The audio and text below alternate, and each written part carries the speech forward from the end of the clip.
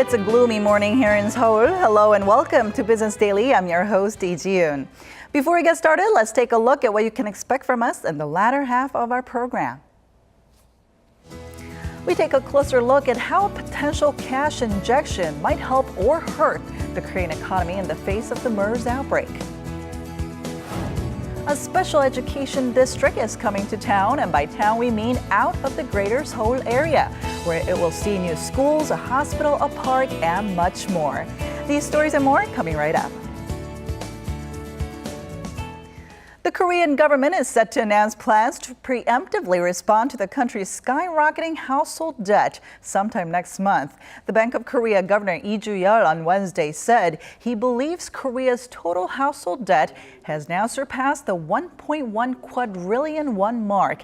Now that's about $988 billion. The plan is expected to hone in on target areas while trying to minimize negative impact on the pace of economic recovery and the housing market, which has been picking up. Concerns have been on the rise as the Bank of Korea recently slashed its key interest rate to yet another record low, and the government extended relaxed measures on requirements for loans and mortgages. And latest on that legal battle between Samsung and U.S. activist hedge fund Elliott Management.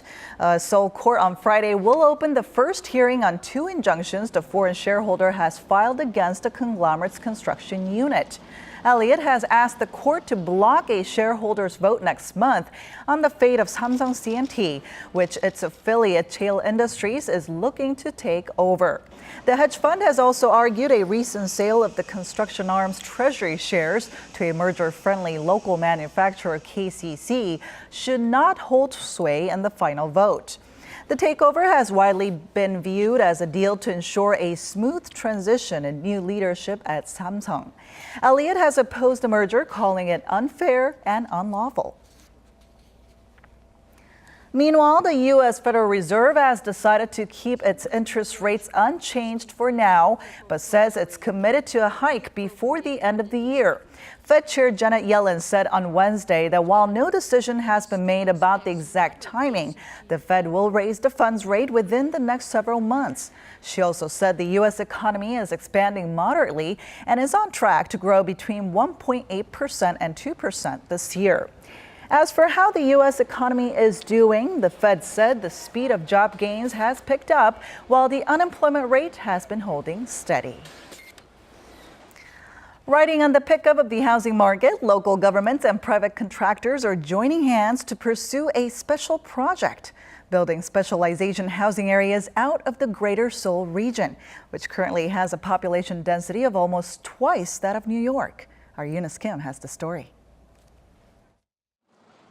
Where salt ponds and mudflats once stood, construction and planning is in full swing to build a new town based on the concept of learning. On the 4.9 million square meters of reclaimed land will stand schools, a hospital, a vast park the size of the financial district Yeouido, a premium outlet, and housing for some 20,000 households. At a model home that freshly opened, curious would-be homebuyers crowd the space. Right now, I pay rent. When I heard this area will be turned into a specialized education district, I came to consider buying my own home for my children. At a time when the central government is limiting land for new private residential projects, this venture is drawing eyes because it's just the opposite. Huge lots provided by the Sihung local government to developers at a cheap price to build a marketable specialized district. It helps that Seoul National University, among Korea's most prestigious institutions of higher learning, will build a Sihung campus here in 2018. They'll run daycares and kindergartens, as well as manage educational facilities like a library inside an apartment complex. The complex will be massive with 6,700 units, and thanks to the built-in education facilities operated by Seoul National University, will become a landmark in the region's southwestern area. Such planned development partnerships between the public and private spheres are very much underway in other cities too, including Songdo in Incheon, Magok in Seoul, and Gwangju in Gyeonggi-do Province. Competitive pricing, a fast completion rate, and a desirable residential environment are all pluses to such undertakings. But as they do carry specialization, demand could be limited, as well as the infrastructure of the districts often located in low-density regions. Eunice Kim, Business Daily.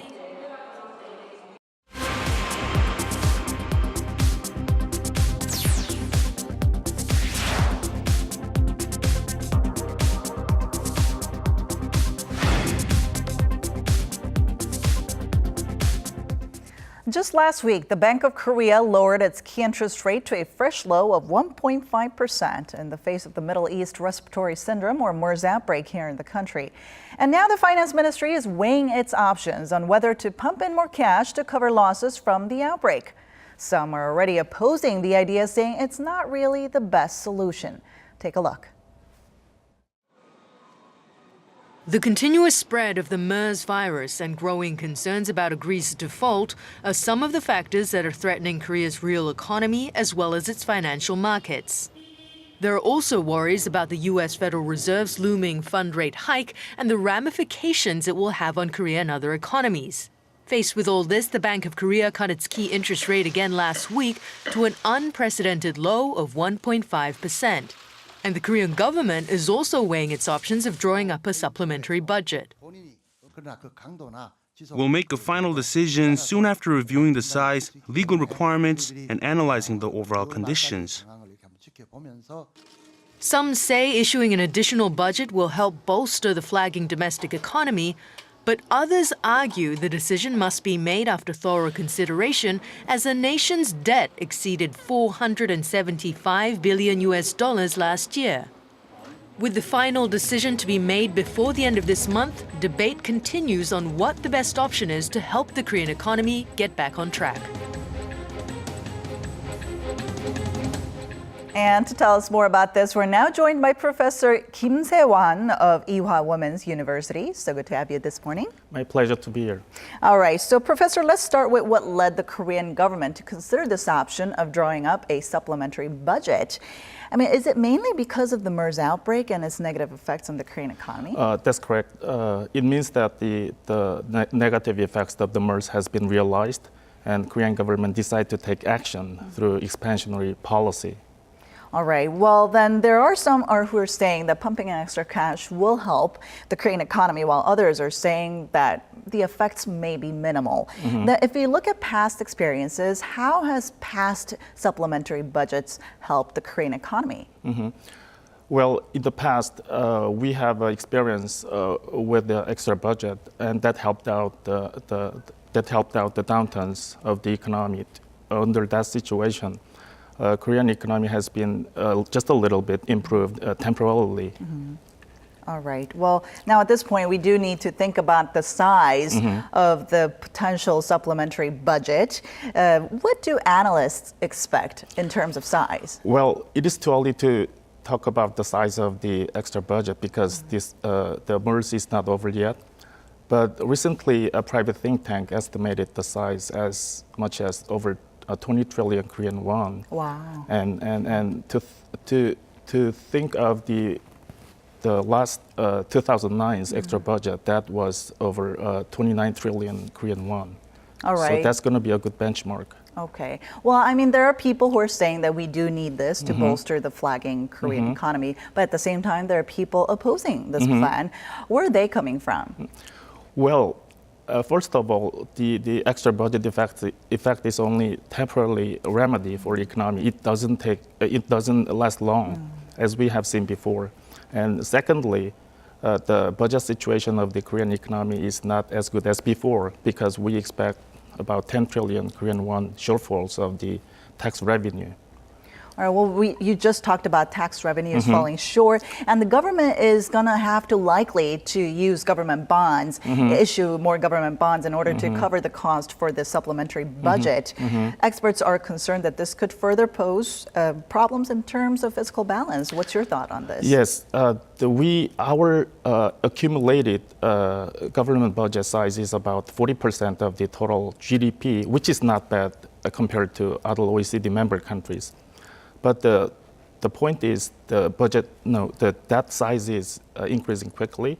So if government finance the extra budget through selling bonds, that even worsens the situation of the accumulated debt of the government.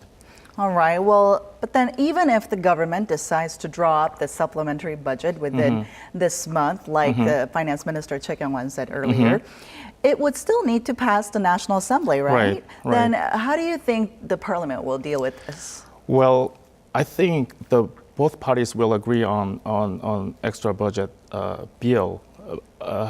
But however, there will be lots of conflicts about the size of the extra budget and the details of the expense from the budget. All right. Well, but then we talked about how you said that the tax revenues are it's pretty great, and then the money could be the problem. Do you have anything to add to that on other problems that could result from this drawing up a supplementary budget? Well, if the extra budget is stimulating the private investment from the companies and the employment, the positive effects of the extra budget will be continued longer than before. But if it's not connected to that employment situation and the private investment situation, we also expect that the effects will be only temporarily, like less than a year. All right. What about the household debt? It's already massive. How will the supplementary budget affect that? Well, if extra budget is financed through selling new bonds, that's going to be another pressure to increase the interest rate. And if that is realized, the household's burden for a higher interest rate will be increased. That's going to be another concern related to this situation. All right. Thank you so much for your insight today, Professor. Thank you very much.